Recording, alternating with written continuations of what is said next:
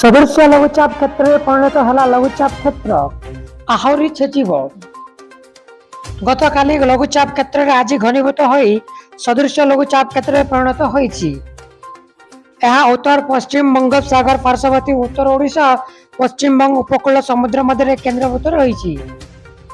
लघुचाप क्षेत्र में अधिक घनीभूत हो सदृश लघुचाप क्षेत्र में परिणत हो आहरी बढ़ वर्षा परिणाम फल आहरी कलहल हेबे राज्यवासी। छत्तीसगढ़ आड़क मुहां उपकूल वर्षा परिणाम कहवा सह पश्चिम ओडिशा रे वर्षार परिणाम बढ़िबो बोली सूचना दैछन्ति पाणीपाग विभाग। घूर्णिबलय वायुमंडल 7.6 किमी उच्चता जाए व्यापीछि। यह आगामी 2 दिन जाए ओडिशा एवं छत्तीसगढ़ मध्य देई गति करिवार संभावना रही। यह प्रभाव में राज्य रे अधिकांश स्थान रे जारी रही तुहाकु तुहा वर्षा। पाणीपाग विज्ञानी उमाशंकर दास का सूचना अनुसार सदृश लघुचाप प्रभाव रे आभ्यंतरीण ओडिशा रे आज प्रबल मात्रा रे वर्षा हेबो।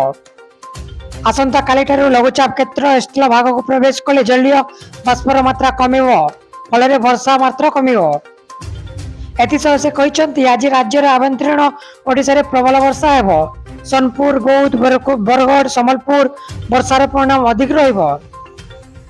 आसंता काली आभ्यंतरीण ओडिशा रे अधिकांश स्थान रे हालुका और मध्यम धरण वर्षा लागि रहिबो।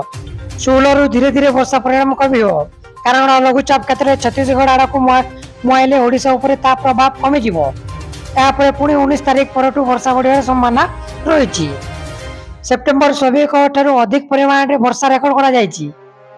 अगस्त रे मौसमी दुर्बल थिबारु वर्षा परिमाण कमिथिला मात्र राज्य रे एबे नियंत्रित वर्षा परिस्थिति नथिबा कहिसंती वैज्ञानिक उमाशंकर दास।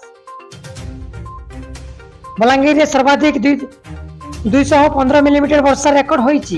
कलाहांडी एम रामपुर रे 119 मिमी एवं 158 मिमी कंटामाल रे 158 केन्द्रापड़ा रे 132.4 मिमी झारसुगुड़ा रे प्रबल वर्षा जो आज बलांगीर जिले में समस्त सरकारी बेसरकारी स्कूल और अंगनवाड़ी केन्द्र छुट्टी घोषणा करा जायछि। समस्त स्कूल छुट्टी नहीं बलांगीर जिला पर सूचना दैछन्ति।